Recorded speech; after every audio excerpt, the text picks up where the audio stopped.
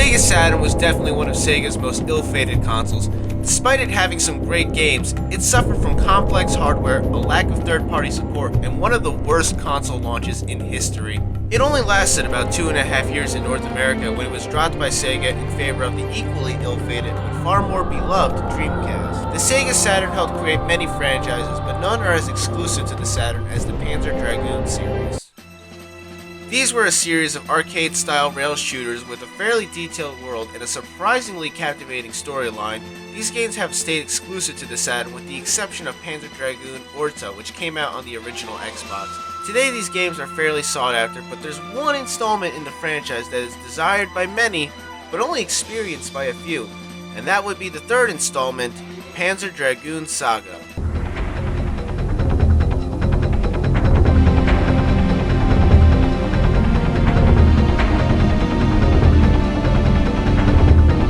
Known as a Zell Panzer Dragoon RPG in Japan, this entry in the series is, well, an RPG, and not a rail shooter like the other games. It's very different, but this just adds to why this game usually pops up on eBay for $500. Now, there is a way to play this game for much less, but before I go into that, let's take a look at and examine 10 reasons why this game is so desirable and why it demands this outrageous price. Well, first reason is, it's actually a great game. In fact, it's often considered one of the best games ever made due to its impressive graphics, extensive FMV voice-acted cutscenes, and its unique style of gameplay. Remember, the Saturn was designed to be a 2D focused console, so to see a game look like this on it is just insane. It comes close to being on par with other 5th gen consoles that were designed specifically for 3D. In fact, I'm planning on doing a review of it soon. I'll put the annotation to it right here once it's up. Number 2, it's a Sega RPG. Sega, despite being amazing at arcade quality home console games, really did drop the ball when it came to RPGs, at least in the West. Not to say they didn't have any great RPG series like Phantasy Star or Shining Force or Skies of Arcadia, but when compared with Nintendo and Sony, they just didn't compete. Sega of America President Bernie Stoller didn't allow US versions of most third-party RPGs as he felt they wouldn't sell.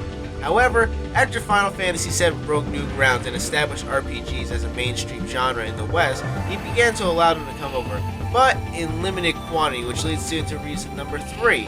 Less than 20,000 English language copies of this game exist.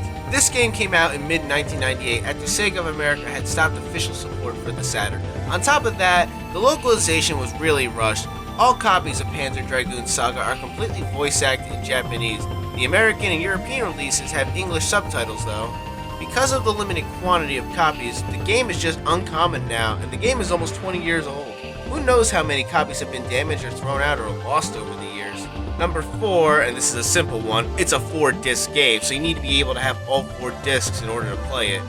Okay, but this all doesn't sound so bad. There are plenty of rare games that you can get access to these days. I'll just play these games on an emulator. Sounds simple, but reason number 5, because of the complex hardware it was designed with, Sega Saturn emulation is difficult.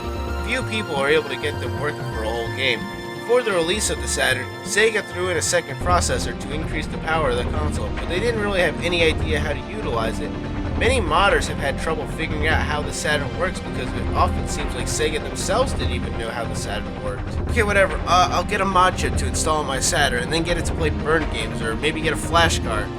Reason number 6, mod chips are expensive and to my knowledge are no longer made for the Saturn, and as of the time of this video, there are no flash cards commercially available for this system. There is one in development by a good old chap who goes by the name Dr. Abrasive, who was able to get a Saturn to boot games from an external drive. However, this is not yet available for purchase. Even then, it's unknown if it would even work with Panzer Dragoon Saga because of reason number 7, Panzer Dragoon Saga has anti-cheat measures. If it detects a cartridge in the cartridge slot, it won't let you play it unless you turn the console off and remove the cartridge. So a cartridge-based flash card may not work. Some cards are able to override this feature though, so it is unknown how Panzer Dragoon Saga will react to one. And even if either of these was an option, there's still the issue of reason number 8. Pretty much every image file of Panzer Dragoon Saga that's floating around on a site like CoolROMs or Emu Paradise are corrupt. You can get disc 1 working, but discs 2 and 3 won't work at all, and disc 4 is useless if disc 2 and 3 won't work, and even disc 1 has a problem. once you get to the point where it's time to swap discs, the game crashes before you can save, thus making it impossible to progress any further. Well, fuck, okay, alright, fuck it. I'm crazy. I'll just buy the actual game, rip the disc with ImageBurn or some other ripping software, then resell the game. You could try that, but won't be happy because reason number 9, the discs are copy protected. They are some of the only Saturn games that cannot be ripped easily, hence why the files online are often corrupted. Okay, Christ, well, maybe we can just wait for a virtual console or a different port of it. Reason number 10. Sega lost the source codes of the game years ago, making a port of the game now would be very difficult. There's also a lack of demand for the game, as many people never got to experience it, so it's almost lost to history at this point. On top of that, Sega these days don't really seem to care that much about video games anymore. They merged with the Sega Corporation in 2004 and since then have been focused more on Japanese pachinko machines. They mostly just publish games at this point and occasionally release a Sonic game that's usually terrible. That's it. So it's unlikely they would even try porting it, even if there was high demand for it. Hell, Shenmue 3 had high demand and all Sega did was give Yu Suzuki the rights to the game. They didn't even try to fund it. So with all of these reasons adding up, it's easy to see why Panzer Dragoon Saga is a sought-after game for collectors, so there's no doubt that the game will still sell even at the insane prices it goes for now. But an average gamer who just wants to enjoy and play the game for fun is not going to shell out that kind of money for a game they don't even know if they'll like. So what are the alternatives? Well, you could buy the Japanese version since it's much cheaper and usually goes for around $50, but you won't be able to understand it unless you speak or understand Japanese. And the price of the Japanese version is going up, making even this difficult. You could also try Emulation, but you'll be sad, it doesn't work that great. So I guess Panzer Dragoon Saga is just a lost cause. Actually, no. It was until recently. Thanks to the Sega Saturn homebrew scene, I have found a way to play the game for less than a 20th of what the game costs. Let's find out how.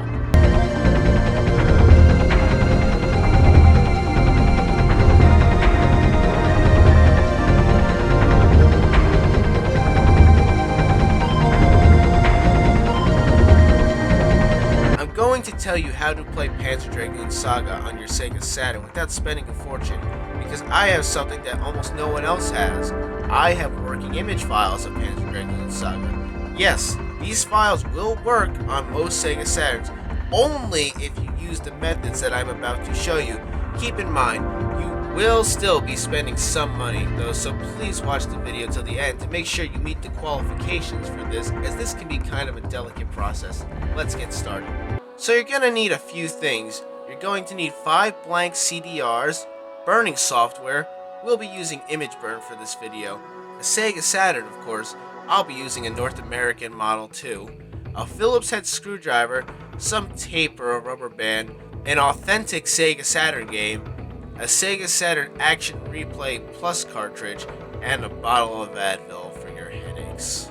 First, you'll need to download Pseudo Saturn Kai from this website. This is a homebrew software that we will be installing to the Action Replay Plus cartridge. After you download the Pseudo Saturn Kai, you need to burn it using ImageBurn to one of your CDRs.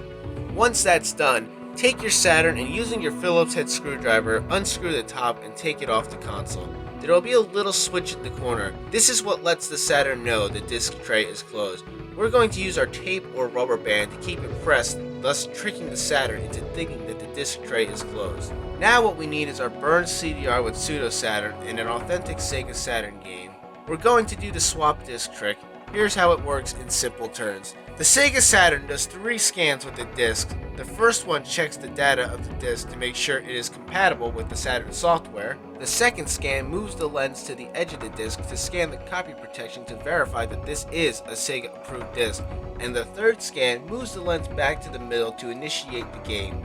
What we want to do here is trick the Saturn into allowing the Pseudo Saturn Kai disc to play. So first we turn the Saturn on with the Pseudo Saturn disc mounted. We let the disc spin until the lens moves to the outer rim of the disc to verify the copy protection.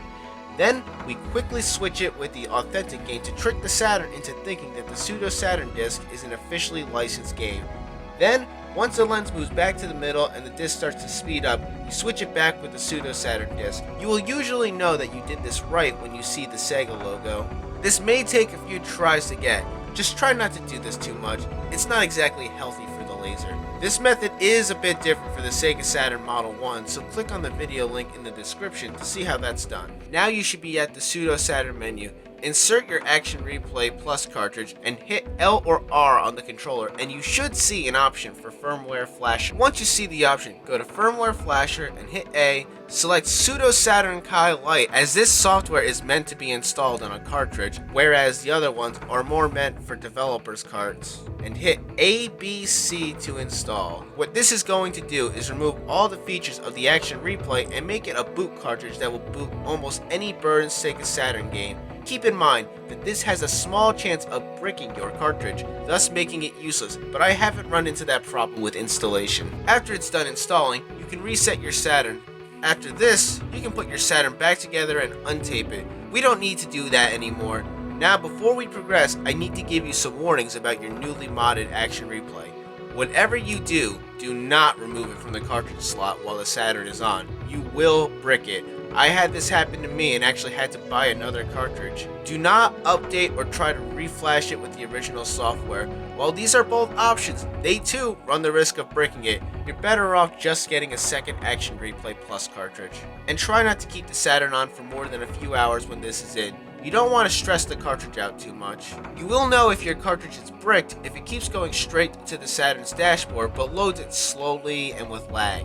The best strategy is to just leave it alone after you're all set up. Never touch it and you should be fine. There are some other problems you may encounter though. The Saturn's cartridge slot is prone to breaking, and the Action Replay cartridge we'll be using has rather thick pins which can damage if constantly inserted and removed. So make sure you test the cartridge slot out with an unmodded cartridge to make sure it works before you go through with this mod. Another downside is that the cartridge will no longer be able to back up your saves, so have a cartridge that can save on standby, or just make sure that you put a new battery in the back of the console. Now you're ready. It's time to burn Panzer Dragoon Saga. Make sure you burn the discs at the slowest speed possible. This reduces the risk of your laser accidentally skipping information. Like I said before, the files in the description will only work with this mod, and even then, there's still an issue. This game will only work using the loader JHL. It will boot with the other loader CWX, but it will crash before you get to any gameplay. Here's an important thing to know. Not all Sega Saturn models are compatible with the JHL loader. I think all North American Model 2s are, but the Japanese blue and gray one is not. Once you boot the game with JHL, you are now able to play all of Panzer Dragoon Saga. I have tested each disc, and each one of them works. Now, these burns are not perfect. On disc 2 and 3, the village of Zoa gradually turns neon blue at night. There's only one point in the story where you need it to be nighttime here, so once that's done, just roam around in the daytime. On disc 3, the menu sometimes crashes and brings you to the Saturn dashboard. This is most frequent if you're trying to look at the bestiary or read documents. Sometimes the menu crashes for no reason. It's not that big of a deal though, since this isn't the type of game that forces you to micromanage. I would suggest hanging out near a save point whenever you plan on spending any time on the menu. Otherwise, the game runs just fine. So that's it! Now you're able to go off and enjoy one of the greatest games on the Sega Saturn.